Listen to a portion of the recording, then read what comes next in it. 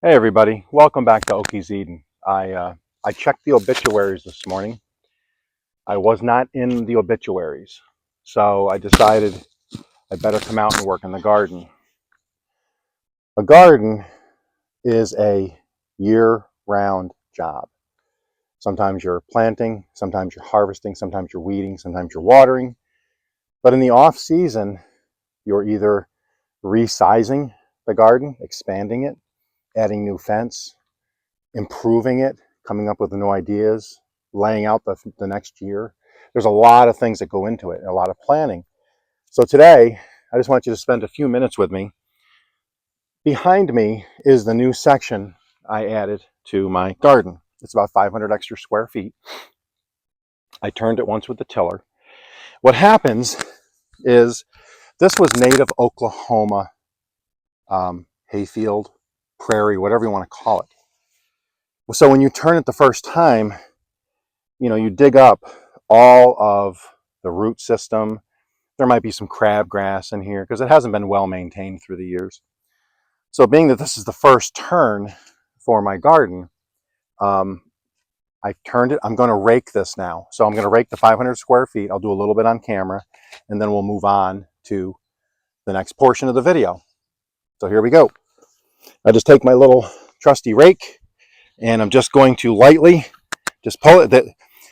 It's been sitting here for a couple of days, so you can see that it rakes up really, really easy. But I don't want all of these roots back in the ground because they'll just reroot. They will come back. So it's not like my regular grass where I'll mow it and throw the clippings on and turn that in and end of the year and let that decompose through the winter. This stuff will come back. So I want to get rid of this, toss it over in the rest of the hayfield on my property, and I'm going to re-till it, and you're going to see that. So let me just turn this again. And again, this will take me probably an hour. I'm not going to film the whole thing, but you'll see it's dry. It literally pulls right up, really easy. And then I'll just grab my shovel.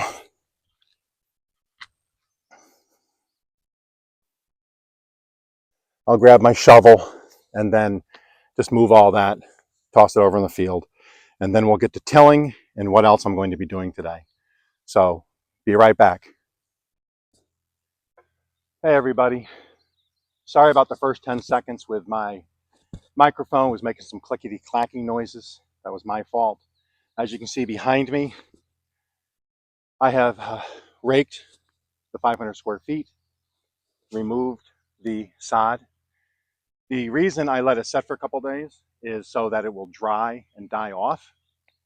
It makes it, number one, easier to rake, but then any rain I get, any movement I get when I rake it after it's dry, all of the dirt falls out of the roots back into my soil. I don't want to just dig it up green and toss it because it'll have clumps of dirt, which I want in my soil. So you can see behind me, that row, that is a lot of hay and crabgrass and just untend, whatever. It hasn't been worked in years.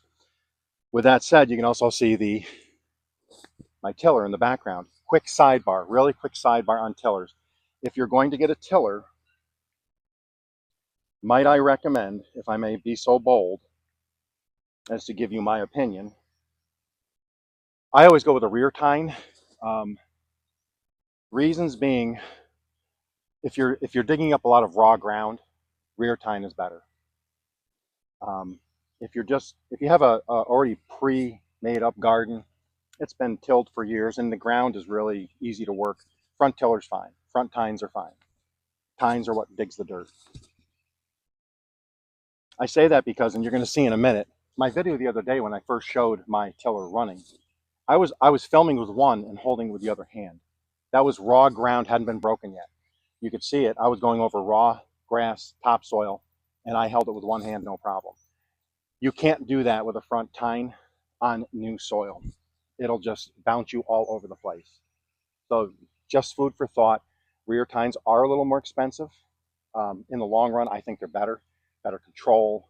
Um, I think the front tines maneuver easier, but because you have the weight in the wheels in front and then your body weight pushing down and controlling in the back with the rear tine and the way they spin, it just makes a smooth dig. And life is a garden, dig it. Anyways, with that said, I'm going to go start the tiller. Hopefully it will start up. It usually starts on the second or third pull, and then we'll get busy tilling up this garden, and then we'll get on to fencing. Here we go. One other sidebar this morning as I'm working, you're going to hear some heavy equipment over in the distance. You know, ever since I hit 400 subscribers on on my YouTube channel, um, I'm like this. I'm in the upper atmosphere, the stratosphere of YouTube popularity. I hit 400. All of a sudden, people are buying houses around Okies because they know that Okie, even he's old, he's on the brink of death. He's got one foot in the grave and one on a banana peel. But they have this feeling that something big's about to happen. And when something big happens to Okie, everybody wants to be there and everybody wants a piece of the Eden.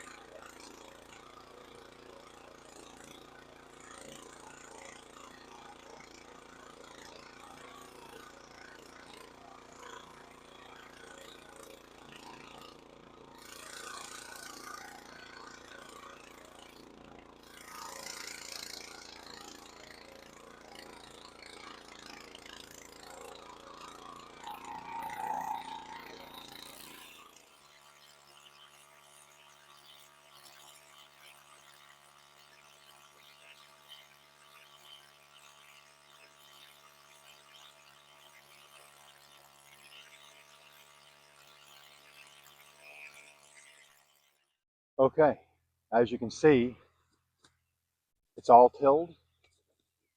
All of the borders now line up with the original Okies Eden garden. Next, I'm going to show some quick deconstruction of some old fencing that is in between the two that I'm going to tear out, reuse those posts and fence. Then I have some fencing here I've been uh, taken out because I had a little dog run back there. That's changed. So I'm using all that fencing here and the posts. I'm going to deconstruct that. Then I'm going to go get something to drink real quick and take a quick break. We'll come back out. I'll set those posts. And then I have some new fencing from a big box store this morning, 100 foot.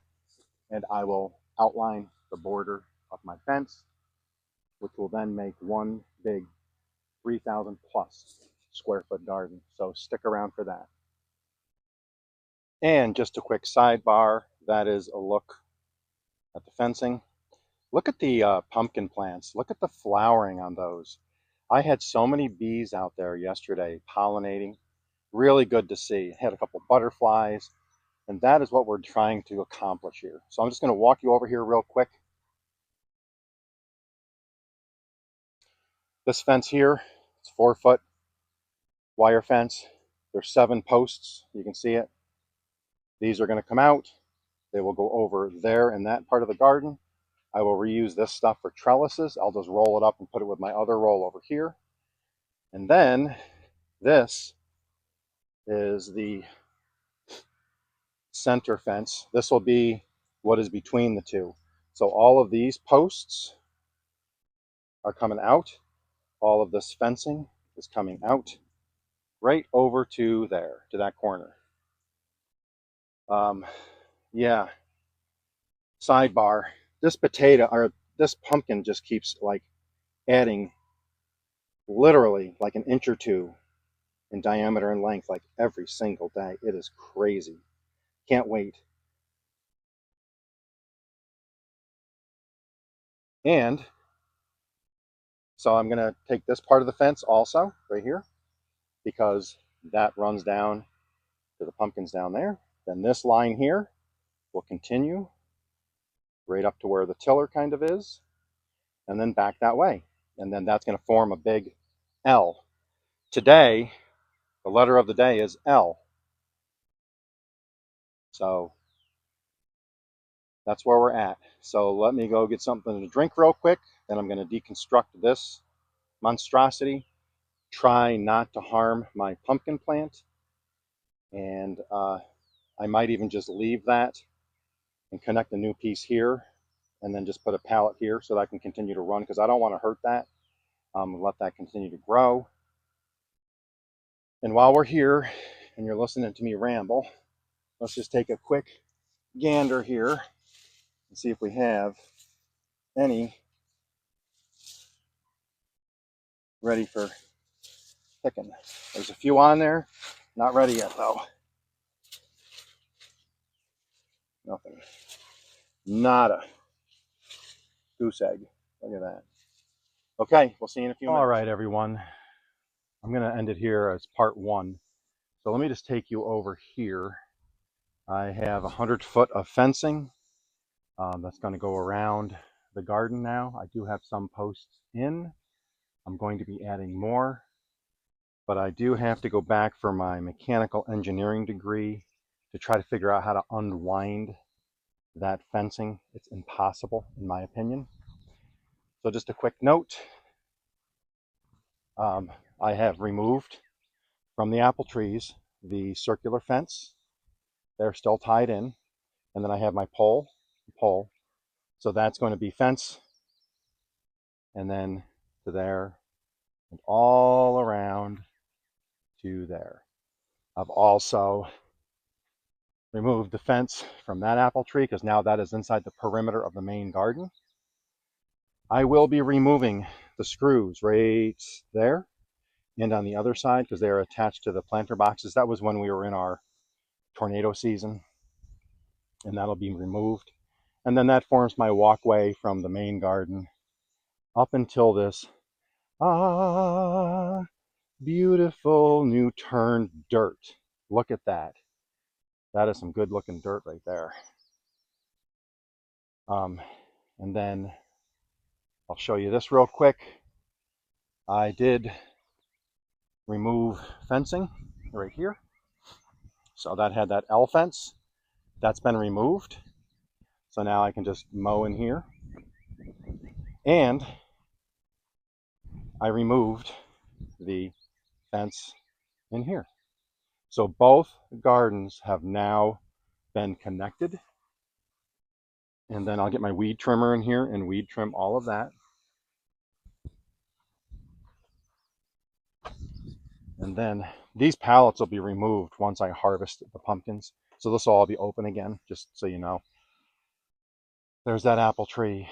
I'm going to weed trim all of that. And then I got most of it back through the fence without damage. So I was able to turn that fence and continue it. So yeah, look at that. So this is part one.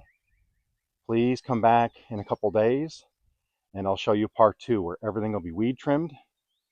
The perimeter fence will all be complete.